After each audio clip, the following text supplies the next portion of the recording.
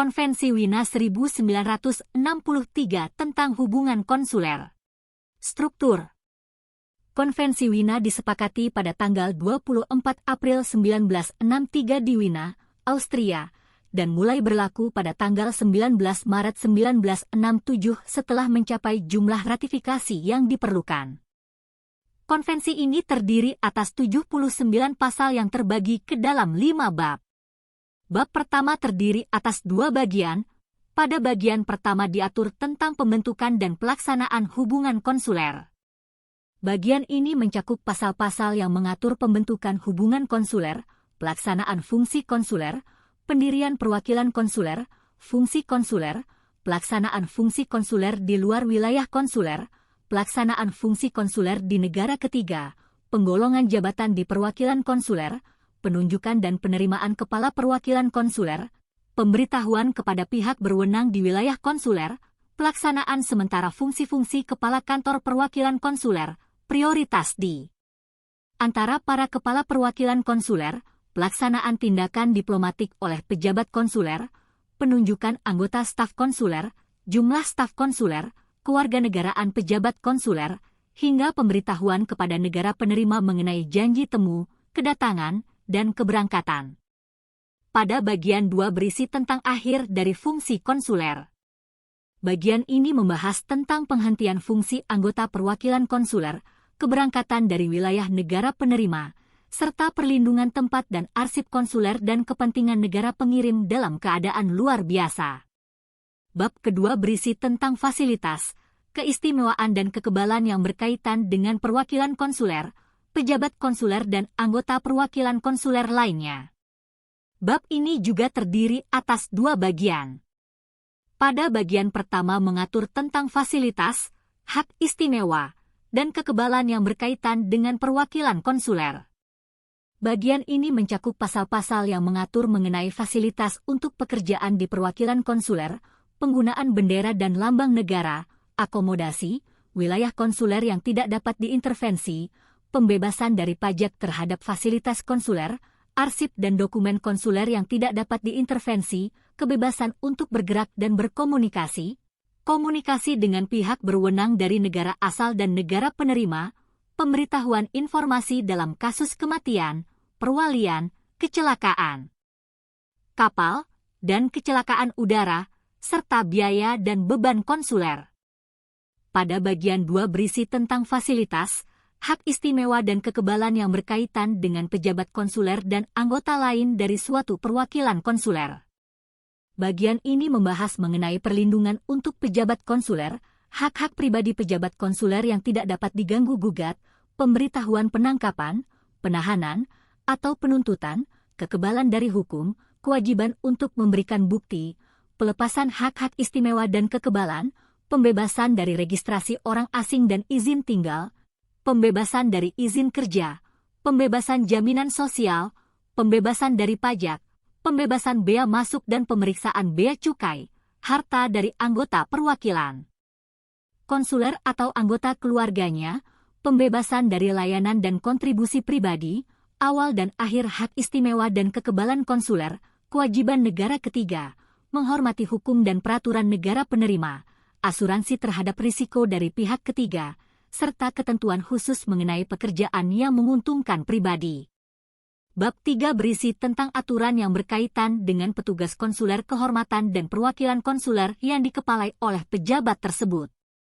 Bab ini membahas ketentuan umum yang berkaitan dengan fasilitas, hak istimewa dan kekebalan, perlindungan terhadap wilayah konsuler, proses pidana, serta pasal-pasal lain yang menjelaskan secara lebih detail mengenai hal-hal yang diatur dalam bab sebelumnya.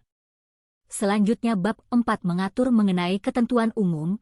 Di dalamnya terdapat pasal-pasal tentang pejabat konsuler yang bukan kepala perwakilan konsuler, pelaksanaan fungsi konsuler oleh misi diplomatik, warga negara atau penduduk tetap negara penerima, non-diskriminasi, serta hubungan antara konvensi ini dan perjanjian internasional lainnya. Yang terakhir yaitu bab kelima yang merupakan ketentuan akhir. Bab ini mengatur mengenai penandatanganan, ratifikasi, aksesi, pemberlakuan, pemberitahuan oleh Sekretaris Jenderal, dan naskah otentik.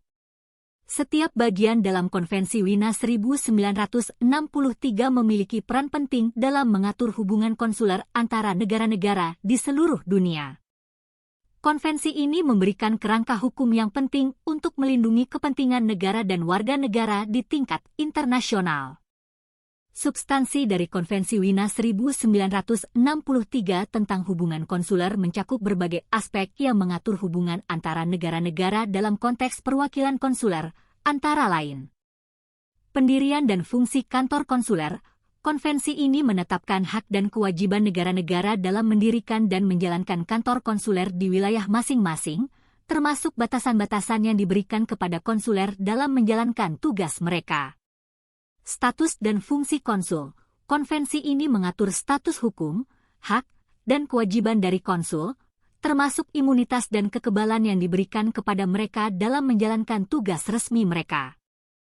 Perlindungan terhadap warga negara asing. Konvensi ini menetapkan kewajiban negara-negara untuk memberikan perlindungan kepada warga negara asing yang berada di wilayahnya, termasuk dalam hal penangkapan, penahanan, atau pengadilan mereka. Fasilitas konsuler. Konvensi ini membahas fasilitas yang diberikan kepada kantor konsuler, termasuk hak dan kewajiban terkait barang dan arsip konsuler, serta perlindungan terhadap keamanan dan kerahasiaan dokumen dan komunikasi konsuler. Penyelesaian perselisihan. Konvensi ini mengatur prosedur penyelesaian perselisihan antara negara-negara terkait pelaksanaan konvensi ini, termasuk melalui negosiasi, mediasi, atau arbitrase. Kewajiban negara penerima. Konvensi ini menetapkan hak dan kewajiban negara penerima terkait dengan keberadaan dan kegiatan kantor konsuler di wilayahnya, termasuk kewajiban untuk memberikan perlindungan, serta imunitas dan kekebalan yang diberikan kepada pejabat konsuler. Implementasi. Implementasi Konvensi Wina di Indonesia dapat dilihat dari beberapa aspek berikut. 1. Pembukaan pos konsuler. Berdasarkan Konvensi Wina, pembukaan pos konsuler di wilayah negara lain harus berdasarkan persetujuan bersama, mutual consent, antara negara pengirim dan negara penerima. Hal ini tercantum dalam Pasal 2 Ayat 1 Konvensi Wina. Contoh, Indonesia memiliki konsulat jenderal, KJRI, di berbagai negara, seperti Amerika Serikat, Belanda, dan Australia. Negara lain juga memiliki perwakilan di Indonesia, seperti Amerika Serikat, Belanda, dan Australia. 2. Fungsi dan tugas pejabat konsuler. Konvensi Wina juga mendefinisikan fungsi dan tugas pejabat konsuler yang meliputi melindungi kepentingan negara pengirim dan warganya di negara penerima, mempromosikan hubungan perdagangan, ekonomi, budaya, dan ilmiah antara negara pengirim dan negara penerima, mengeluarkan visa dan dokumen perjalanan lainnya, memberikan bantuan dan nasihat kepada warga negara pengirim yang berada di negara penerima, mengatur dan mengesahkan dokumen resmi, melaksanakan tugas lain yang dipercayakan oleh negara pengirim. Contoh, KJRI membantu WNI yang mengalami kesulitan di negara setempat, seperti kehilangan paspor atau tersangkut masalah hukum. KJRI mempromosikan budaya Indonesia di negara setempat. KJRI mengeluarkan visa bagi orang asing yang ingin berkunjung ke Indonesia. 3. Hak dan keistimewaan pejabat konsuler. Konvensi Wina memberikan hak dan keistimewaan tertentu kepada pejabat konsuler untuk menjalankan tugasnya secara efektif. Hak dan keistimewaan ini meliputi kekebalan dari penangkapan dan penahanan, kekebalan dari yurisdiksi perdata dan pidana. Hak untuk berkomunikasi dengan pemerintah negara pengirim. Hak untuk menggunakan lambang negara pengirim. Hak untuk memasuki dan meninggalkan wilayah negara penerima dengan bebas. Contoh, pejabat konsuler tidak dapat ditangkap atau ditahan oleh negara penerima. Pejabat konsuler tidak dapat diadili di negara penerima. Pejabat konsuler dapat berkomunikasi dengan pemerintah negara pengirim tanpa campur tangan dari negara penerima. 4. Penyelesaian sengketa. Konvensi Wina juga menyediakan mekanisme untuk menyelesaikan sengketa yang mungkin timbul antara negara pengirim dan negara penerima terkait dengan hubungan konsuler. Mekanisme ini meliputi konsultasi dan negosiasi, penyelesaian melalui pihak ketiga, dan arbitrase. Contoh, jika terjadi sengketa antara Indonesia dan negara lain terkait dengan hubungan konsuler, kedua negara dapat menyelesaikannya melalui konsultasi dan negosiasi. Jika konsultasi dan negosiasi tidak berhasil, kedua negara dapat menggunakan mekanisme penyelesaian sengketa lainnya, seperti melalui pihak ketiga atau arbitrase. Contoh kasus dari peran perwakilan konsulat Indonesia di luar negeri. KJRI Kuching, Malaysia membantu proses repatriasi 9 orang PMI bermasalah yang terlantar di Sarawak melalui perbatasan Tebedu Entikong ke Indonesia pada 4 April 2024. PMI bermasalah yang dipulangkan terdiri dari 4 orang lelaki dan 5 orang perempuan.